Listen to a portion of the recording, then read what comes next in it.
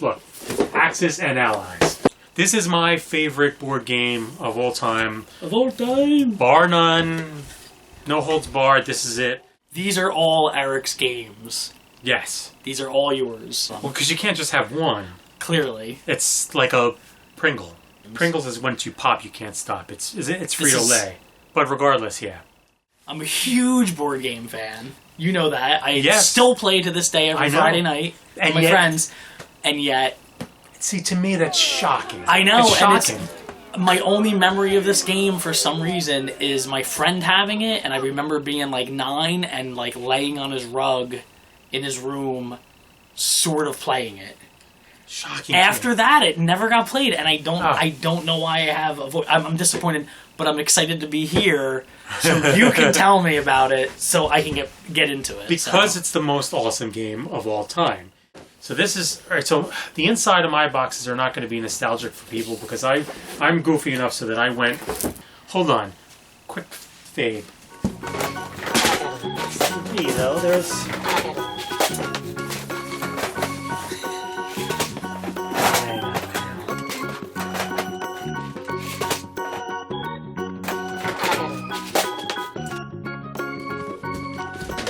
So yeah, I was just trying to go through the boxes to dig out the actual pieces. You can't just keep them in the boxes because there are too many. I would buy multiple sets in order to have as many dudes as possible. Yeah, of course. See, because over the years they started making different editions, and he's so overwhelmed. I don't even know where to start. This is the original board. This is the classic Axis and Allies board. And so this is right here. Look. This is most of my geographical knowledge comes thanks to this board, which is why it's so out of date. Because I think half of these place names don't exist anymore. And check this out. This was like this was. Oh god, this brings back so many memories. How did you fight against each other? So if there was like a bunch of guys here and a bunch of guys here, did you just roll like in Risk? Or was it... You rolled dice, but unlike Risk, right? Each individual unit, each guy had a defense and an attack. Oh, okay. So it was a little bit more like role-playing then. Yes, so you'd line them up and, It wasn't like Risk where it was like, my 5 beat your 4, you lose 4 guys. Exactly. The individual units actually make a difference. And some units do a little better against different types. Okay. This was my favorite part of the board right here. I love the Pacific Theater. What always had happened every time we would play, here's the Hawaiian Islands, and Japan would get like their fighters and their ships and all that. There would always be a Pearl Harbor, and the U.S. player always knew it was coming, so they would quick build up and send a bunch of stuff to Hawaii and Japan, and then there would just be this giant battle, and then whoever was sort of left standing, this whole section of the map was always like fighters taking out ships, and like I love that theater. This is how bad my Axis and Allies fever was. I was buying third-party unofficial maps. No, this is like, because it's our Operation Barbarossa, which if you know your history, you know what that is. And that's so there was a whole map and a whole new rule system, and damn it, I accidentally flattened it. You ruined it. I did. See, old players. This episode is a mess.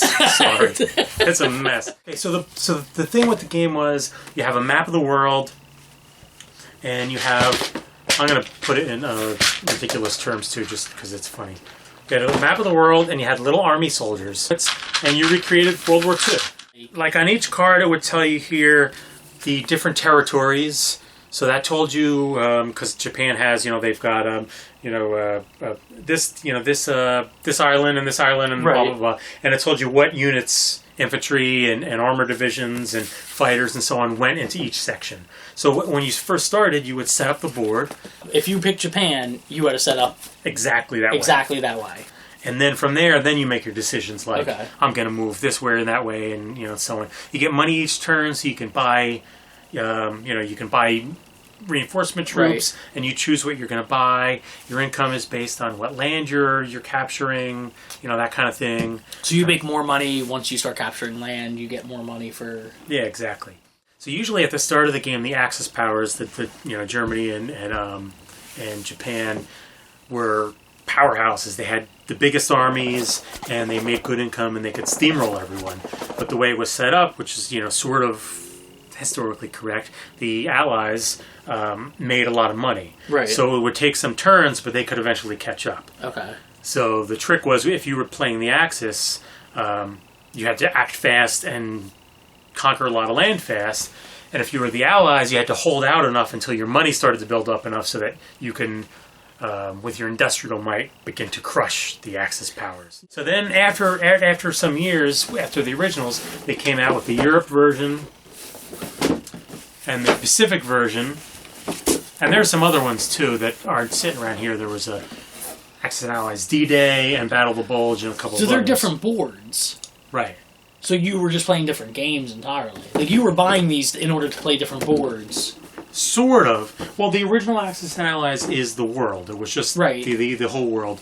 Europe obviously broke it down into just Europe, and it added some slightly different rules and some different units and so on. Same thing with Pacific. These came out a couple of years back, and I don't think they're in print anymore. I don't remember. I'm pretty sure you can't get them anymore. Cool thing about this is the two games join together to form one mega game if you want. And that's pretty cool. Enormous, right? So that's just the board for the one game, and then the Europe side is wow. So this bottom one, so it was a huge board. It fills up. It overlaps my kitchen table. Who did you like to be?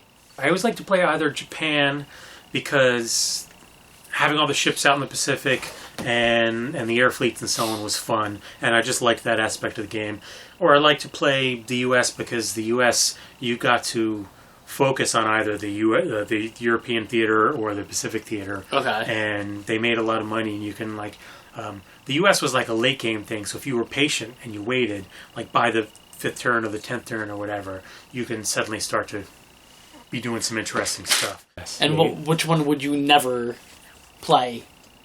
If you had the choice, which one would you the UK. Often? UK? The UK, I would skip the UK. Why? Because they didn't make enough money because they were so small? They were spread out all across the board. Like, okay. Because it was the Empire at the time. Yeah, so you had like the obviously you had the islands, and they were in Africa, they were in India, they were in New Zealand, and so on. But they were just spread out. It was too hard to defend everything. Yeah, Russia, the Soviet Union was always kind of fun. But it was always the same every time. Soviet Union, you just dumped as much money as possible into just building up tons and tons of troops so you can send them off to die. It was like reality. Yeah, it was very realistic. Yeah, we would play this endlessly. Yeah, endlessly. There was this group of friends that we had, and we actually got the rules wrong at one point, and there was this rule that we all misinterpreted, and it was like it's this game-breaking rule. We played with the rule wrong for many years. Like, it would break the game sometimes. Like, if you didn't do this one particular thing in the first turn or so, the game would just end, and Germany would win every time. Really? Because because you were messing up the rules? Because there's transports. Okay. And the transport ships, right, that's how you transport troops across water.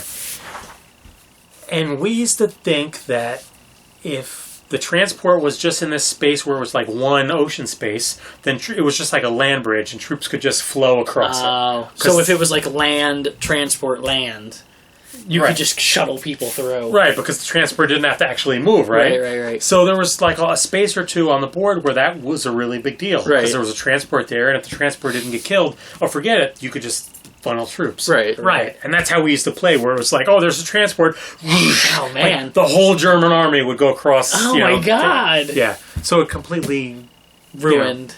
And it made me look back to years worth of games like, oh, man, like how many would I have won or whatever.